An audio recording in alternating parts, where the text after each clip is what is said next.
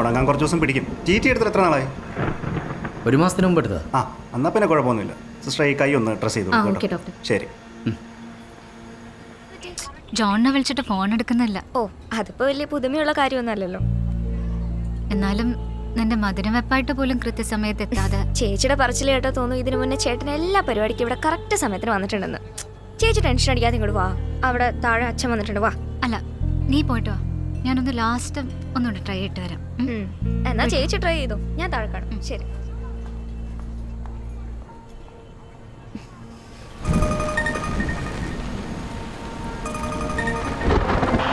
Control calling. ചുരം 4ാം ഫ്ലോറിൽ ഒരു ബൈക്ക് ആക്സിഡന്റ് ആയിട്ടുണ്ട്. കാഷ്വാലിറ്റി ഉണ്ട്, സ്പോട്ടിലേക്ക് എത്തുക.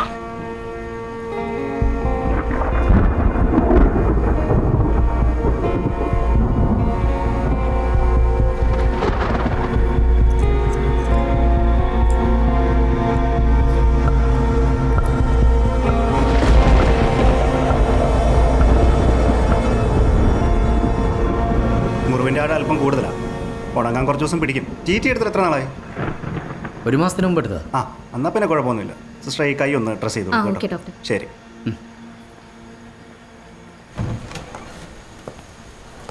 എങ്ങനെയുണ്ട് സാർ? കുഴപ്പമില്ല, ചെറിയൊരു പെയിനുണ്ട്. മരുന്ന് ഞാൻ വാങ്ങിയിട്ടുണ്ട് സാർ. ഇപ്പോൾ ഉണ്ട് സാർ, എൻ്റെ അടുത്ത് ക്യാഷ് ഉണ്ട്. സാരമില്ല, ആവശ്യമുള്ള എടുത്തിട്ട് ബാക്കി ഡാഷിലേക്ക് വെച്ചാൽ മതി. ശരി സാർ. ഫെലിക്സ് അവിടെ? സാർ ഇവിടെ ഉണ്ട്, ഞാൻ പോയി വണ്ടി എടുത്തിട്ട് വരാം സാർ. ഇപ്പം എങ്ങനെയുണ്ട് കൈ? കുഴപ്പമൊന്നുമില്ല. ചെറിയൊരു പെയിൻ ഉണ്ട്, പെയിൻ കില്ലർ കഴിച്ചു. സാറിന് എങ്ങനെയുണ്ട്? ആ ചെറിയൊരു പെയിനുണ്ട്. ഫെലിക്സിൻ്റെ ഫോൺ അടിക്കുന്നത് കേട്ടില്ല സാർ. MLA എടുക്കണ്ട, അവനെ ഇറക്കാനുള്ള ശുപാർശ കോളായിരിക്കും. എന്നിട്ട് എന്താ കാര്യങ്ങൾ? നമ്മുടെ കേരള സ്റ്റേഷനിൽ നന്നായിട്ട് പെരുമാറുന്നുണ്ട്. പക്ഷെ അവൻ പറയുന്ന അവനല്ല, വേറെ രണ്ടുപേരാണ് ഈ മോഹനെ വെട്ടിയെന്നത്.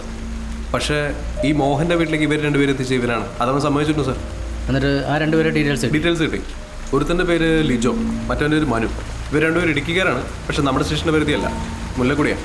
സ്റ്റേഷനിൽ ഞാൻ വിളിച്ച് പറഞ്ഞിട്ടുണ്ട്. ഈ ലിജോയും മനുവും പിന്നെ നമ്മുടെ കയ്യിലെ പ്രവീണിൻ്റെയും പേരിൽ 4 അടിപിടി കേസുണ്ട്.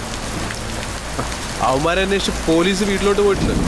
അവരോട് എത്തിയിട്ട് വിളിക്കാന്നാ പറഞ്ഞ. അവന്മാരെ വീട്ടിൽ കാണാൻ ചാൻസ് ഇല്ല.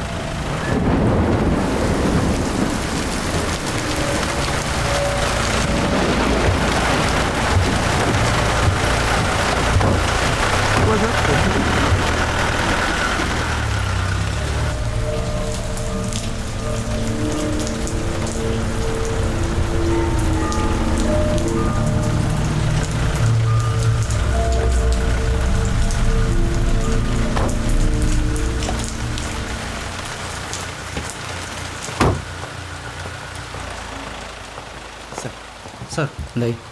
അത് ഇടിച്ചിഞ്ച പരിവാക്കിയിട്ട് അവൻ പറയുന്ന അവന്മാർ തന്നെ ചെയ്തതെന്നാ. പാർട്ടി പ്രശ്നത്തിൻ്റെ പേരിലാണെന്നാ പറയുന്നത്. ഇനിയൊന്നും ചെയ്യണ്ട, എഫ്ഐആർ നാളെ കോടതിയിൽ ഹാജരാക്കും. ശരി സാർ, ഓക്കെ.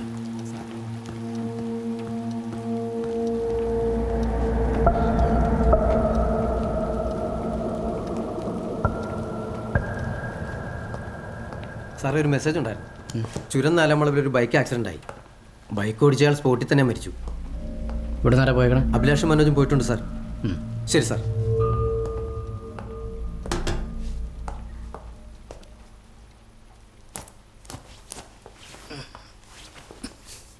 സാറ് പറഞ്ഞ പോലെ അവരോട് ഇല്ല. 2 ആഴ്ചയായിട്ട് രണ്ടുപേരും വീട്ടിലും ചെന്നിട്ടില്ല. അവരുടെ ഫോട്ടോസും ഡീറ്റെയിൽസും മെസ്സേജ് അയച്ചിട്ടുണ്ട് സാർ.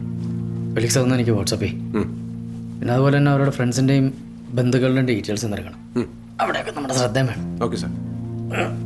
ഇവരുടെ മൊബൈലൊന്ന് ട്രാക്ക് ചെയ്തേക്ക്.